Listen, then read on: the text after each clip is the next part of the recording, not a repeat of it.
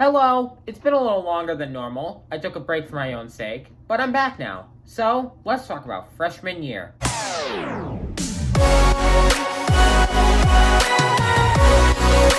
Freshman year was one hectic year, to say the least. My first year of high school, having to deal with the pandemic on top of that, which shut the school down twice. Yes, twice. I talked about the first time it shut down in November, but then we shut down again right before Valentine's Day. Like, literally the day after I released my Valentine's Day special, where I talked about having to be in quarantine, the school closed. But of course, despite all this chaos, there were still some fun moments that happened throughout the year. Like the quote documents. If you haven't seen my previous two videos on this subject, basically, at the start of the year, my friend AJ got the idea to create a doc where we would write down random and dumb things that teachers and our students would say throughout the year. I made two videos on these docs in the past, and they were both pretty well received. And so, here are a few more examples of these quotes. Tomorrow, we will get to talk about the fun of incest and killing your sister. Historically, a panther would be a panda.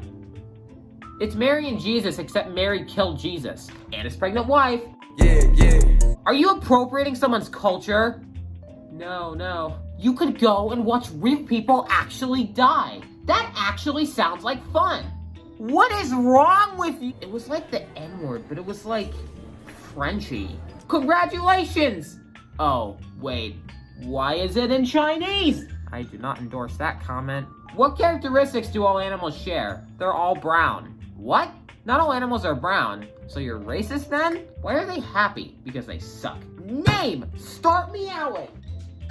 Meow! That was pretty funny, right? No, it wasn't. Shut up. Well, we've been doing this since the start of the school year, all the way up to mid-April, and we had planned on going to the very end of the school year. I even had made the doc in preparation for May in advance.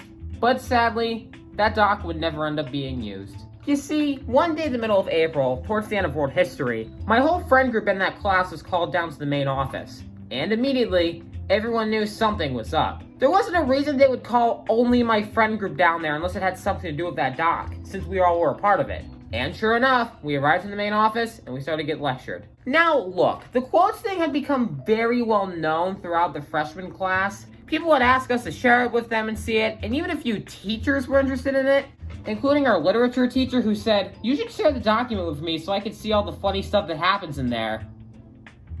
We never shared the document. And remember, this had been going on since the very start of the school year, and we were now 1 month away from the end of it all. And yet this is when it suddenly became a problem. My best guess is that a student, somewhere, ratted us out to the main office. Why?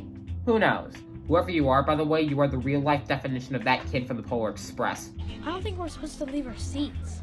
Yeah, it's a violation of railroad safety regulations for a kid to cross moving cars without a grown-up.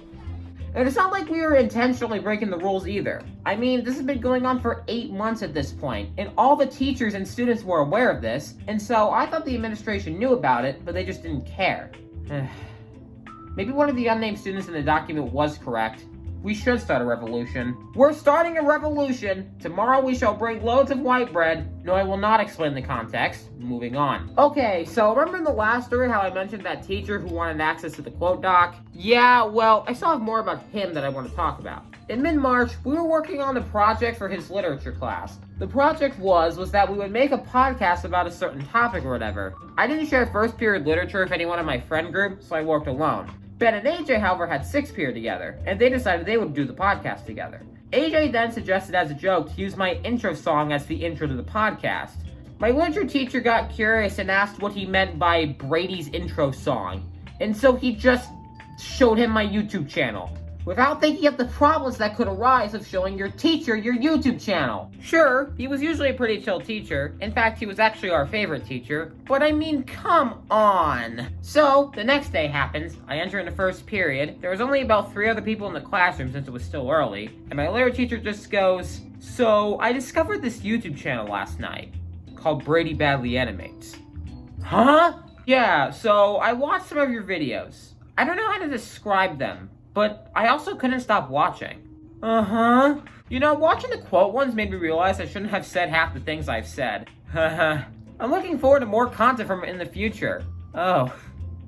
Cool. What if we watch some BradyBadlyAnimates in class today? Yeah! No! Look, as I said, he was my favorite teacher.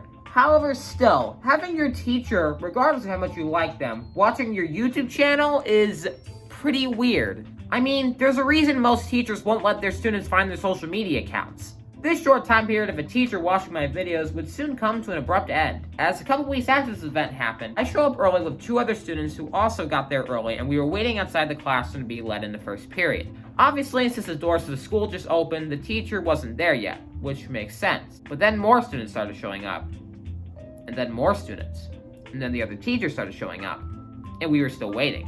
Then the morning announcements came on. Please stand for the Pledge of Allegiance. We've already been standing for like 20 minutes! So, our school counselor had to let us in the classroom, and I informed my friends about the situation. And they found the whole thing odd. One of them then pointed out that his school email had suddenly just been deleted. We began to panic. A teacher doesn't just leave like that without saying they were leaving.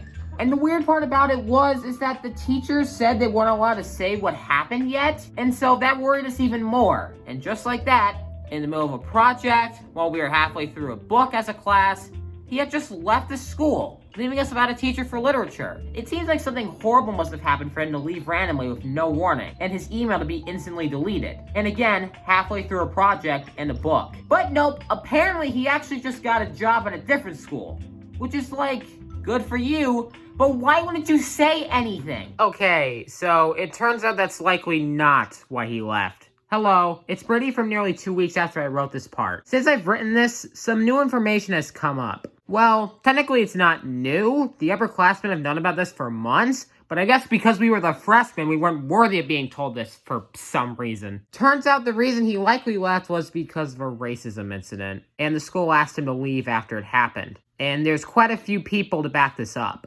And it also explains why it happened so quickly. So, yeah, my friend group's favorite teacher turned out to be a racist. You think you know a guy. Okay, now back to past Brady, who doesn't know about any of this yet. Could you not put in a 2 weeks notice or something? Speaking of 2 weeks, the final 2 weeks of my freshman year would sadly never be fulfilled. At least, at school. You see, in early May, I had a quarantine, as the girl I sat next to in theology class got the virus. So, I quarantined for the 10 days that I was told to do. Which, by the way, online school is so much worse when everyone else except you is in person. As you can hear everyone else laughing and having conversations in the classroom while you're stuck in your house. But whatever, while yes, it did suck, at least I'd be able to go back the Monday after Mother's Day. And I could get to experience the final weeks of school in person, especially since we didn't have finals. But then, on Mother's Day, my brother started coughing and hacking up like crazy, and my parents figured that he should get tested before going back to school the next day. And so, I woke up the next morning, ready to go back to school and to see my friends again, when my mom informed me that my brother had tested positive for the virus, and I would have to stay out for even longer. You're mocking me, aren't you? But whatever, another 10 days out would still mean I would get to go during the last week. But then, I was informed that I would actually have to quarantine for 10 days twice. And the day I would be allowed to go back to school was the day after school let out for the summer. This is a joke, right?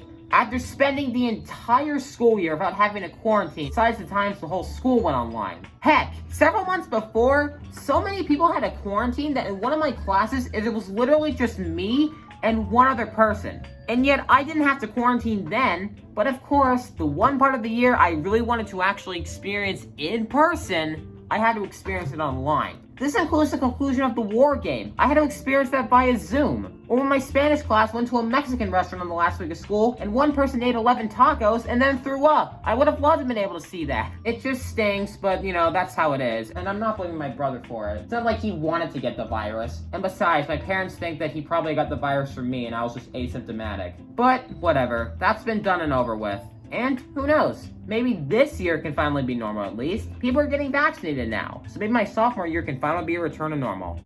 We shut down after 1 day.